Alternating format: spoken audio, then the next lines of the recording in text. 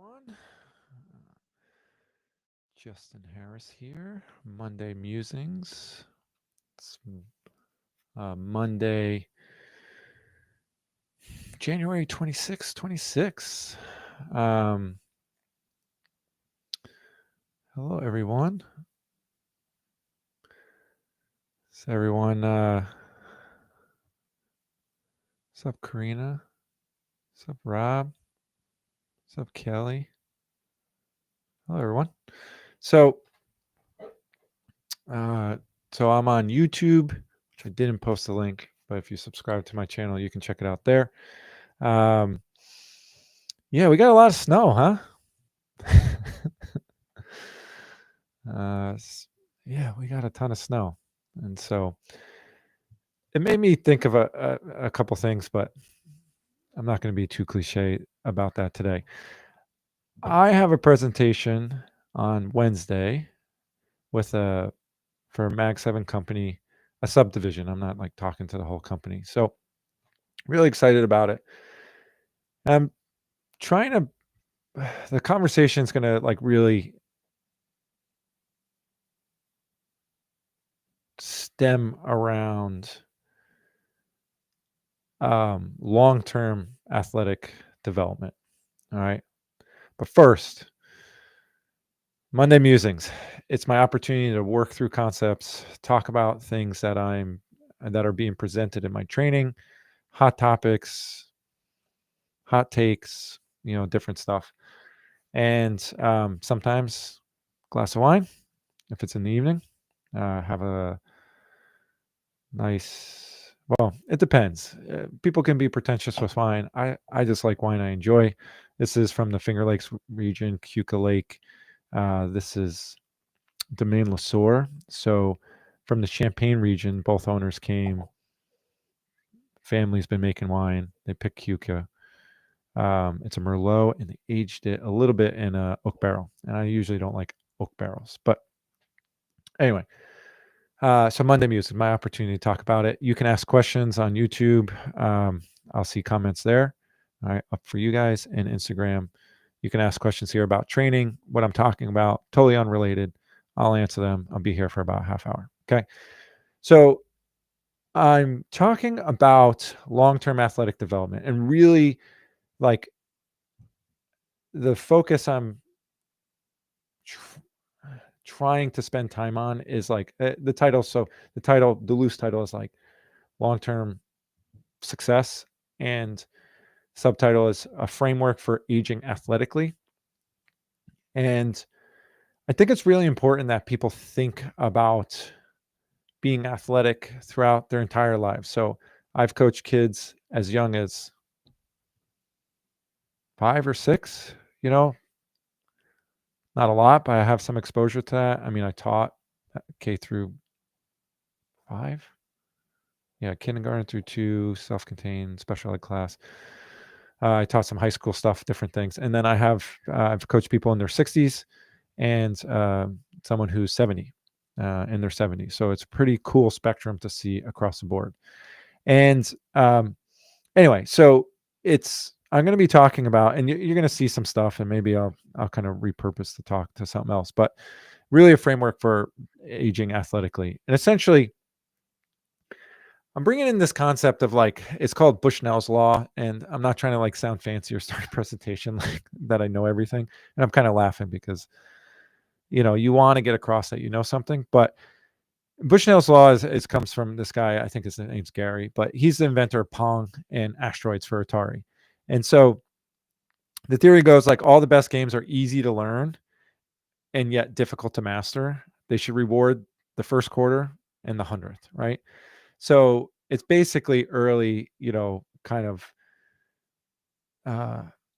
getting people hooked on things, right? And so if we think about sports in general, like it's not that hard to throw a baseball, but it's really hard to throw a baseball well. It's not that hard to make contact with a golf ball, although I've seen it be some challenging moments for some people. But it's really hard to hit a golf ball well and consistently, right? And so the reason why I'm trying to start here is like to get people to think about like games and sports in general, right? And Simon Sinek, like he's like a thought provocateur, Fortune 500 companies. He's like written a book like Eaters Eat Last and like Why, How, What, like getting people to focus on things. And he wrote a book called The Infinite Game, and it's based on this NYU professor who wrote a book called Finite and Infinite Games. And basically talking about like there's certain games that are finite, like a baseball game or a soccer game match, right? And that we agree upon these rules. Life is finite. Yet when we play the infinite game, we tend to have more joy and fun because we're trying to play the game. Like the game we're playing is to keep playing the game when we're talking about infinite games, right? And so basically, we know life is finite, but to be fulfilled in it, if we can look at how we keep playing the game, things we enjoy. I remember my dad telling me like shoveling snow. I remember being 10 years old. We were, it was just like we were going around plowing the people around the neighborhood for free. The older people, anyone who needed it really. And we could have used like to be, the opportunity to be paid for it. And I remember being 10 years old and shoveling and, kind of, it was like late, in the evening, whatever. And, we were helping people. My dad explained that to me, but I was like kind of doing a half-assed job. And I remember him saying like, I don't care if you're sweeping floors or, doing brain surgery. Like we take pride in the work that we do. Now you could be overworked. You can have people take advantage of you at work. There's a million things, but to find, to do things well, I think is really important. And what I'm trying to get at is like, we humans don't do a good job at like probability and like looking towards the future. We either over assume or under assume. And so what I'm trying to get people to understand is that, like the principles that work for like beginners to Olympians, to perform year after year are really the ones that allow us to stay capable, healthy, and engaged for decades. Right. And so, I kind of have this visual, if you can like close your eyes for a second and visualize like, being 70 years old and sitting at a picnic table of like your favorite summer food, maybe it's barbecue. And you're at like a playground and kids are playing and adults are like sitting at the table talking. Like that's a beautiful place to be. The harsh reality for, like 85% of people, I think over 85% of people from like CDC like are like at risk for or have cardiovascular related diseases, diabetes, cancer, or dementia. And a crazy stat that I found, it was like, and my wife says this all the time because she works in a PCU, which is like critical care ICU step down. And it's this, she's like, when people fall, it's really tough to get back from that. So every 2 in 8 people over 70 fall. And of those 2 people fall, one will never return back to the life they had prior to their fall. And we hear about this all the time, and it's kind of crazy, right? So, this becomes relevant to all of us, right? Like most of you guys watching are like, like we're doing this to like get PRs and get that dot on Peloton or have someone give us kudos on Strava. But really what we're trying to do, Peter Attia said it best, you're really training for the next decade. So I'm 40, I'm training for my 50s. All right. If you're 70, you're training for your 80s. All right. And so I'm trying to get people to understand this, that like, as like most of us here, high performing professionals and whatever we do, our real risk is in aging. We can't stop that. It's in losing physical capability in ways that quietly and slowly limit our career, our lifestyle, but really our identity choices. Like I'm a runner. Now I can't run. That sucks. Right. And so the challenge is like, we've really been taught, about fitness is like, it's to optimize for effort. It's always effort all the time. All right. And I really try to make this clear with my clients is like, we only have so much budget to spend every week. If we start basing things upon effort or intensity, it starts costing us. So if we think density, all right, like the total density of a training day is influenced by, or a week is influenced by frequency. How many days a week are we training? What's the volume level of each or duration of each training session? And then what's the intensity, all right, and how we're modulating that overall, right, is really important. So it's density equals frequency times duration or volume times intensity. So let's just do some simple math. If I train 5 days a week, okay, that's frequency, and my volume is 3, and my intensity is 2, okay, 5 times 3 is 15, times 2 is 30. So my density is 30, okay? Now watch this. If I increase the intensity just a little bit, I was feeling good today. Hey, you've been holding me back. Or I don't run this slow. I need to run faster, right? And you increase the intensity a little bit. So say we increase the intensity from a 2 to a 3, all right? Keep everything else the same. So 5 days a week times 3 volume. It's an arbitrary unit, okay? All right, so that's still 15. Now times 3. 3 times 15 is 45. So we went from 30 to 45. Now, these are arbitrary units, but the concept remains true. All right. That is a 50% increase. If you purchased a stock at 30 and it went to 45, you gained 50%. You're pretty pumped on that. All right. But from a training standpoint, a training budget, that is not good. And this is why we have to be careful with focusing on effort. The other thing is intensity is hard. Okay. People avoid hard over a long period of time because it just becomes exhaustive. It's really hard to diet. It's really hard to show up every day and train. It's hard. All right. Many people avoid it, and the stats don't lie. All right. We are unhealthy when we age because of what we did in our 20s, 30s, 40s, but really it's like 50s. Like you can get away, I keep hearing this, you can get away with stuff in your 30s and 40s, but if you don't fix things by your 50s, it becomes challenging. And I'm not trying to scare people out, but now imagine that view that I was looking at 70 years old, and I'm looking out, and we're fortunate that we're at a picnic table with people talking, and we're outside, and we're mobile, and kids are playing, and we're enjoying the foods that we like to eat and whatnot. The other vision, which is all too much reality, is I'm sitting in a wheelchair and I'm looking at a hospital bed and dim light coming through. Right. So I'm just trying to get people to connect with this. Right. All right. So really the desire is that we can't go after effort for effort's sake. So anyway, my whole point is I have these setups, like how I then go explain everything, from the principles of density and volume, like how we take density in training zones, and different stuff. So anyway, that's what I was thinking about today is the difference between, again, I keep talking about this, but exercise and training, and how we want to approach our life, right? So it's kind of like this performance circle and then the health circle.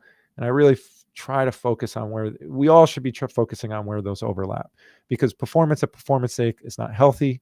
All right. And however, sometimes if we're just doing things to be healthy and have a really balanced, fitness portfolio, think of diversifying your retirement or investments or your energy or time throughout a day and getting tasks done, right? Our fitness thing is we want to have, some people want to really have a balanced portfolio. So they got 33% endurance, 33% strength, and 33% they're focusing on their diet. Someone who's doing a marathon might be 66% endurance and, 15%, strength and whatever. What's that? That'd be 18%, 33, 15. Yeah, it's late at night. Okay. So anyway, these are things to all think about. So when I'm working with my clients, we're really having these conversations and how do they manifest throughout everything that we do. And I want people to be in a better position, 10 years down the road from working with me than they were, what we achieved on the short term. All right. So anyway, that's my soapbox for today. All right. So yeah, I'm excited about this presentation. I still have a lot of work to do on it. Spent a lot of time creating the outline and mapping things out. And now I'm like, trying to formulate the visuals and then really get my language around. I'm more of a visual person. So I'm curious of how people like do presentations here, like creating slide decks. Like, do you write out a script first and then create the images around it? I'm more of like a art drawing. So I'm more like the visual helps me explain my point and go from there, because I hate a lot of words or any words really on a slide. Like, pictures evoke emotions for people and then they listen to what you're saying. So anyway, I'm curious about what y'all think. So anyway, good amount of people here join us. So, Callan, I don't know. Sometimes I struggle to hit the golf ball. Yeah, yeah. Again, we can struggle to do it, but we keep showing back up because it's rewarding from the first time you try to smack a ball to now when you get a nice, when it hits that sweet spot of the ball and sweet spot of the club, and it feels like you just put a hot knife through butter. Like you don't even feel it in the hands. Everything is synced up, and that ball just punches out. And then it goes straight. That's a key thing. So what's up, Claudia? Yeah, please don't put a lot of words on your slides. Absolutely not. Yeah, no. Getting paid way too much to be doing that for this one. Yeah, I've done quite a lot of presentations and slide decks for like when I was coaching college kids and different stuff. So yeah, very minimal words to get people going there. Claudia, I'm image based or need to feel it. Yeah. Yeah. And then it's like totally different from like what I have in my head. I'm like, yeah, this makes sense. And then my wife came down. I started walking things and I was like saying things that were just like connecting. I'm like, I got to write this down. And then some things I was like stumbling through. I'm like, yeah, that idea doesn't sound good out loud. So I've been practicing and rehearsing. So yeah, I'm curious to what training questions have. Let me ask this. Did you Strava snow shoveling or plowing?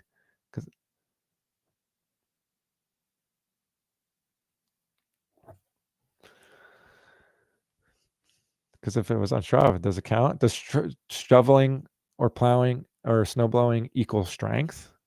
I'm curious about that. So, um, what's up, Tara? Tara on YouTube or Facebook. Hello. What's it going? How's it going? Why is it not popping up? Oh, there it is. You guys got any questions? All right. So here come the questions. Awesome. All right. Do you change your training plan for a 50-year-old menopause woman with osteoporosis? Yeah, absolutely. We're asking for a friend, right, Karina? Yeah. So osteoporosis, bone health, stuff like that. We have to be careful with how much running we're doing, how much pounding. So one of the concepts that I'm not unique in this, but I call them the 3 M's. All right. The 3 pillars of training, and they're like different aspects, but like how we're modulating load.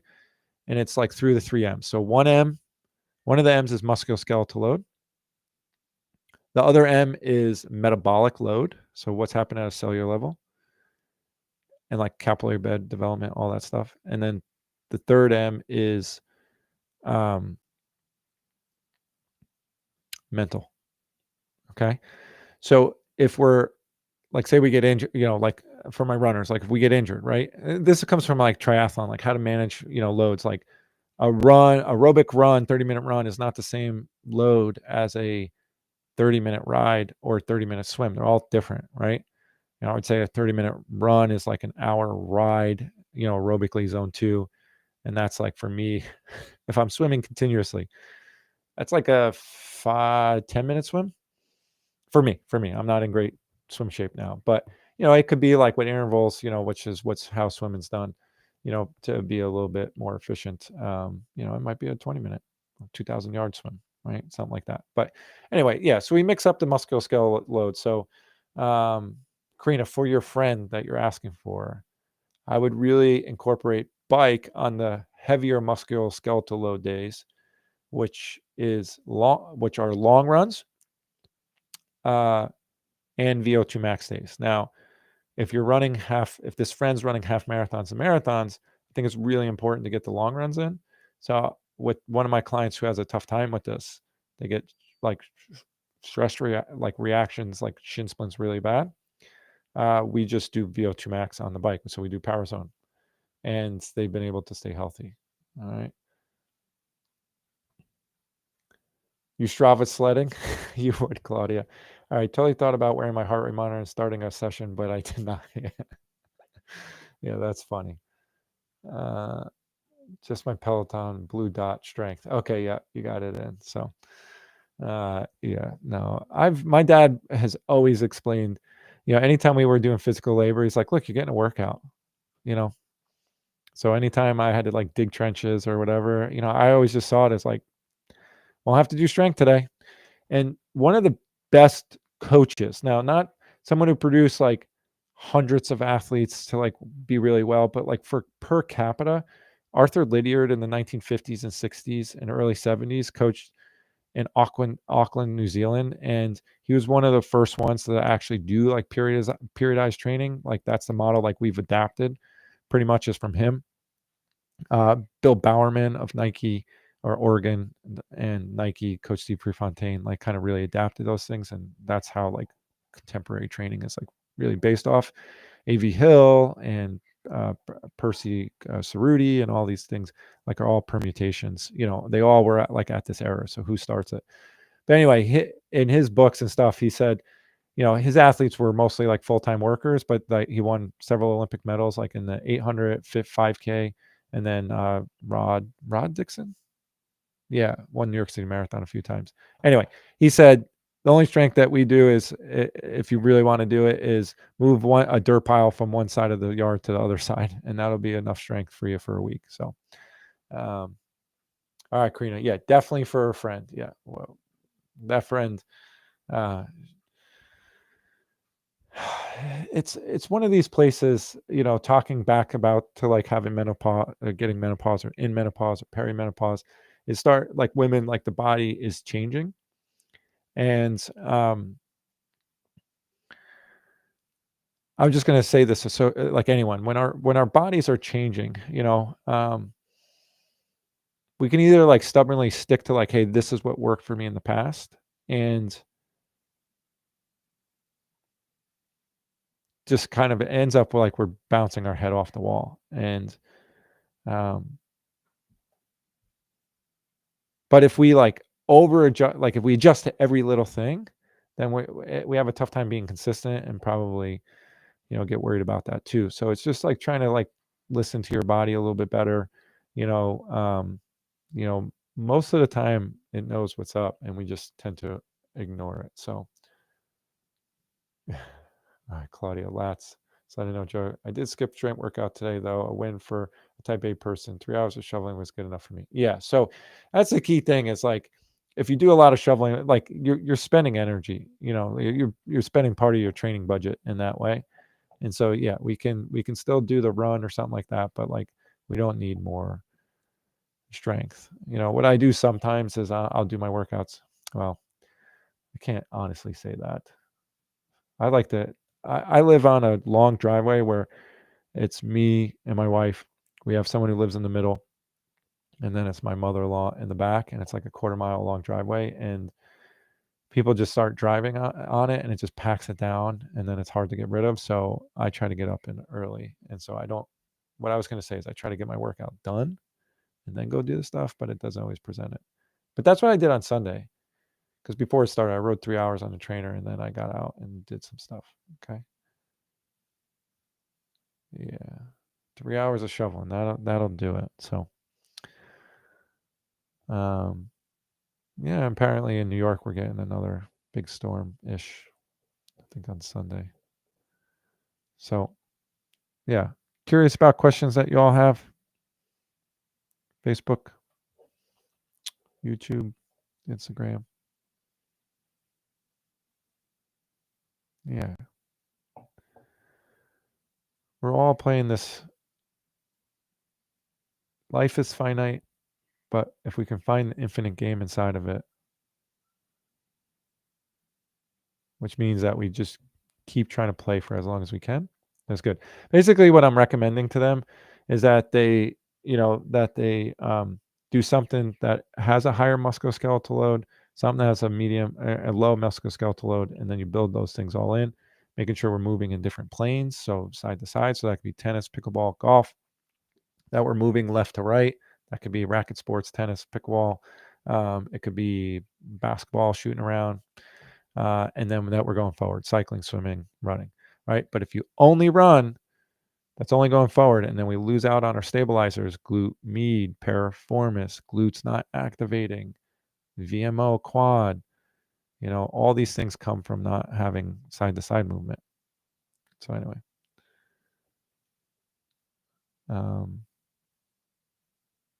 yeah. But yeah, I just want people to look at it less of like, you have to do all this hard exercise, and more like, if you just chip away at it and you stack bricks slowly and you do things that enjoy you. Like if you like to run, eventually you're not going to be able to run. So maybe before you can't run at all, that you back off a little bit and you add some biking in and you do some walking. Walking's super beneficial.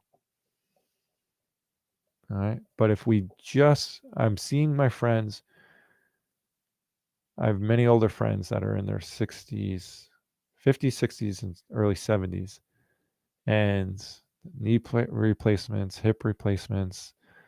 Their running is like, they're so unhappy, and then they have a tough time walking. So I don't want to be like that.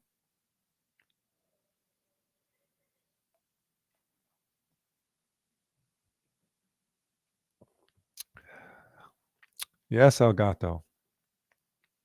Closest distance between 2 points is a straight line. My track coach was my geometry teacher, and he'd always say on a course, "What's the shortest distance between point A and point B?" A straight line. So like cut the corners, like not cut the course, but like like run apex to apex. So we would do that. But yeah, Roberto, you're still in this early running pocket where like,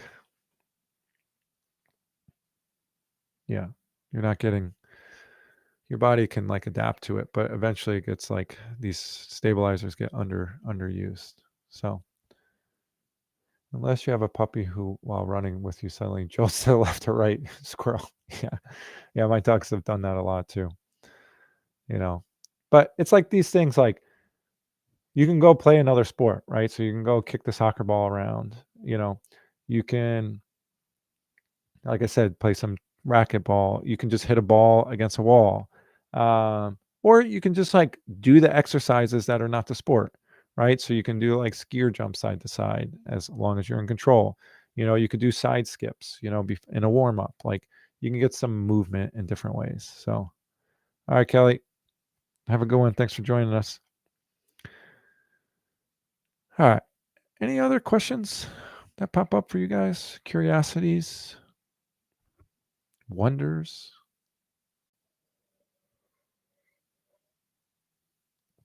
Yeah, hybrid athletes, which is like Claudia says, I think hybrid athletes have better longevity in sport because it keeps you moving. Yeah. Yeah, I think it exposes you to different activities, and it's definitely healthier in some ways. Like most things. So that's like high rocks, CrossFit. People are trying to run marathons and lift weights. But like most things, when we start like competing for it, you know, again, it's like, I'm not anti high performance. Like I love high performance. The Olympics are coming up. It's great. It's just, it's not sustainable. And that's what I'm like trying to get people to understand, is like, we're talking about sustainable success. Like at this point, we're not making a career from it. You're not making a living from it.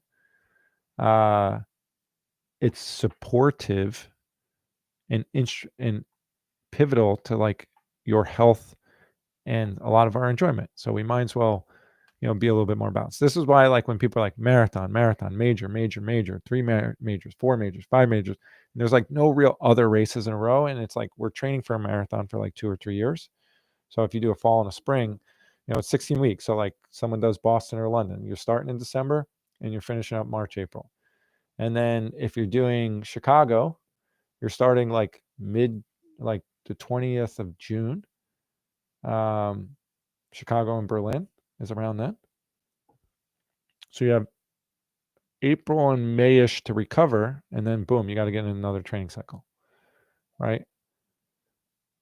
And then then you have a couple months. So you just get into this like vicious feedback loop, or like you just like keep doing the same things, right? And a marathon to be successful requires more running. So at the end of the day,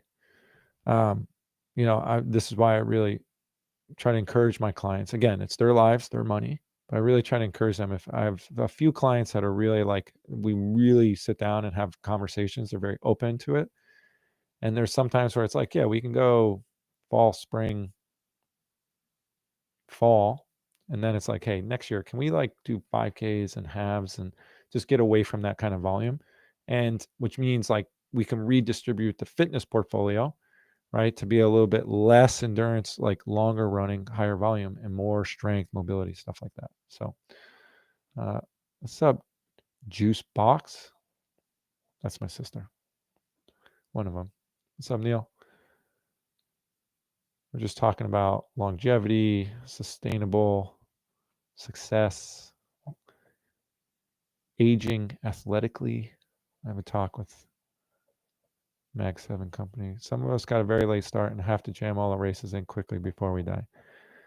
I know that's the hill you're going to die on, Rob. What if you just like took your time and like at 70, you're like fucking badass, finishing your last major? But I don't think I'm winning this argument. I've coached Rob. I know his stance. I support him. Anyway. What's up, Scott? So people just joining. This is my Monday musings. Every Monday I get on here and I talk about my what I experience in coaching, work through ideas here publicly, touch on topics in the industry or things I'm excited about, and hopefully give you the opportunity to learn, ask questions. What's up, Karina? And sometimes I'm venting, but most of the time I'm enjoying a glass of wine. So grab a glass of wine with me next time. But every Monday, I think I'm just going to pick this time, 7:45, until it's summer out and we're doing stuff. But anyway, so yeah, I talk about things and then you can ask questions. So you can come up, ask questions. I'm on Facebook on my Jay Harris Coaching, YouTube, and I'm doing it Instagram. So yeah, I have a newsletter where I get into these topics. I send it. It's free the 1st and 15th of every month. They're 5-minute reads about the art of training. There's a lot of people talking about the science. First you need to have, I feel like coaches are usually ahead of the science. But the science is just a declarative knowledge. It's understanding how to put all these things together, procedural knowledge, wisdom. And so I try to impart some of that on you guys. And that's what my newsletter is about. 20 plus years in the, almost 20 years of coaching, another 10 of being a decent athlete, I would say, across a few domains. And yeah, I have hundreds of people, which is awesome. So join me, read it, pass it along. I'm trying to get to 400 people. I think I need another like 30 or 40. So anyway, any questions pop up for you guys? How do you handle snow and training? Scott, I saw your videos out there riding on the fat bike. Looks awesome. I feel like I really need a fat bike in my repertoire. I'm at the point though, my wife and I are at this point where if we get any more vacuum cleaners, one has to go before we get a new one. And it's the same policy on the bike, and only because I have so many bikes. So I think it's fair. So anyway, all right, cool. Well, appreciate you all for joining me. Make sure you follow me on Instagram. You can follow me on YouTube. Subscribe. Not doing too much on that channel right now, but slowly starting to build up some things. Yeah, Chubsky's for powder. Yeah, it just rolls over.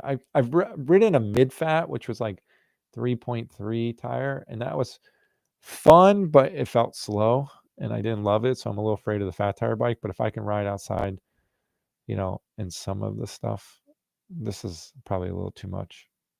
But anyway, yeah, I got some interesting things coming down the pipe for this year. I have my training camps, which I'm going to finally announce coming up um, in New Paltz, New York.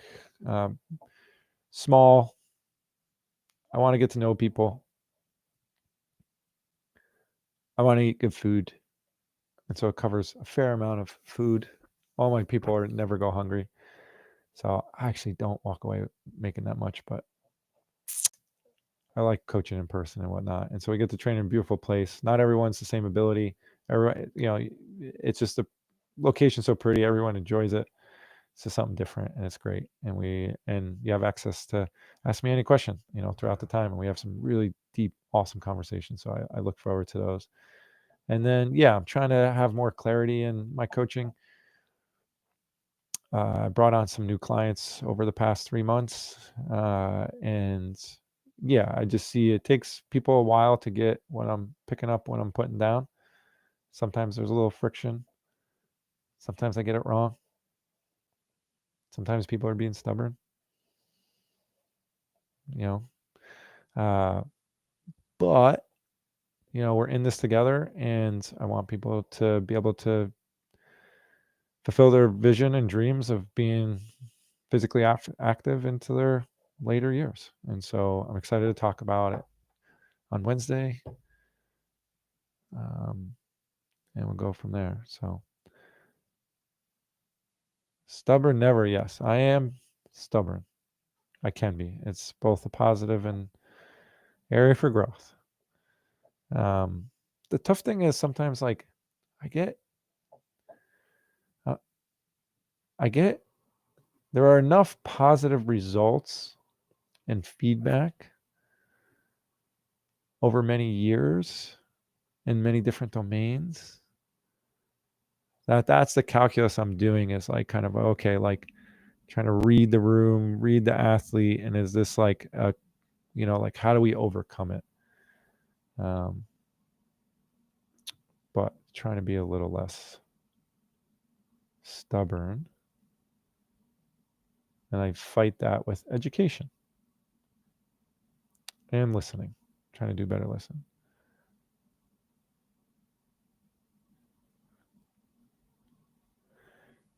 No, I haven't done much on aging, and so what's up, Justin?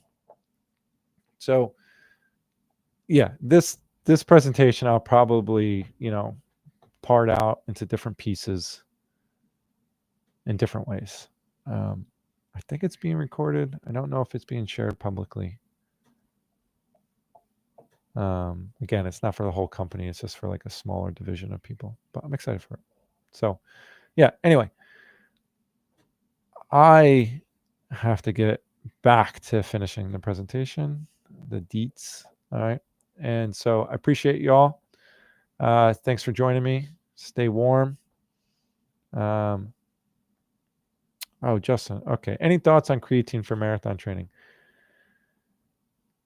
Yeah. Creatine in general is like one of the most researched like supplements out there. I remember hearing about it when I was like 15 or 16. My friend was taking it to bulk up. But long story short, let's say like the best benefit is for like so far they're seeing as neurodegenerative like reasons, like for like like keeping the brain healthy. What's up, Amy? So keeping the brain healthy. And so I would look at it more from that standpoint. For me, I'm sensitive to stuff like I don't know why I'm sensitive to it, but like I take a milligram if I've like didn't get good sleep or if I really need to focus, which I need to do that for tomorrow. Caffeine gives me like a high, like a little, like it slowly goes, and then I'm like running a little too high, and then the next day I feel tired. Whereas creatine, I don't feel that. For marathon training, I guess it like I'm gonna be honest. Like I've seen people saying it's like helpful for marathon training, but I personally haven't dug into it because I think it's beneficial It's certainly not, it doesn't take away from marathon training. So it seems to be so beneficial for the brain, that I just think it's good to take it. Servings are, 5 milligrams. There's like, of course, people doing like super doses and saying that's great, like 10, 15 milligrams. I start getting like a little anxious and jittery. I hear that for the higher dosage, this is not medical advice. Okay. I'm not a doctor, but taking, like, you have to drink a lot of water. It can be challenging on the kidneys. So yeah, ketones can give you the creatine effect, like similar stuff there, ketones. So exogenous ketones. I'm still not sold on a ketogenic diet for endurance, although I keep hearing it. But again, I think those are people who have a more balanced portfolio and they're not really going for running fast, and it's hard to stay there and you got to monitor it. So yeah, it's something I've been using. I use it sparingly because I use it sparingly, to be honest, not on purpose. It makes me feel a little like my brain's running a little too fast. But I can definitely get some stuff done, and it's a little different than caffeine. So if you're trying to get away from caffeine, creatine's a good thing too. So yeah, I'll look at some marathon, Graham. Something I'll look at a little bit more is creatine. But again, I'm just a coach, not a doctor. So, read the fine print. Cool, everyone. All right. Thanks for joining us. Sign up for my newsletter if you haven't. It's on my Instagram profile, jharriscoaching.fit. I had .com. Somehow I let it expire, and then they won't let me buy it back. It's driving me nuts. It was years ago. So now I have to pick .fit, which is a weird one. But anyway, all right. See you all next Monday. And happy training. Have fun. Play the infinite game when it comes to training. Be careful with focusing on effort. We'll go from there. Thanks, Marathon Graham. Yeah, just trying to, Suzanne. Yeah, appreciate y'all coming. See you later. Thanks for joining. All right. Enjoy a glass of wine unless you're doing dry January.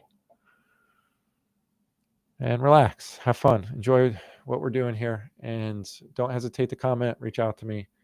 Or follow me on my newsletter. Later, everyone.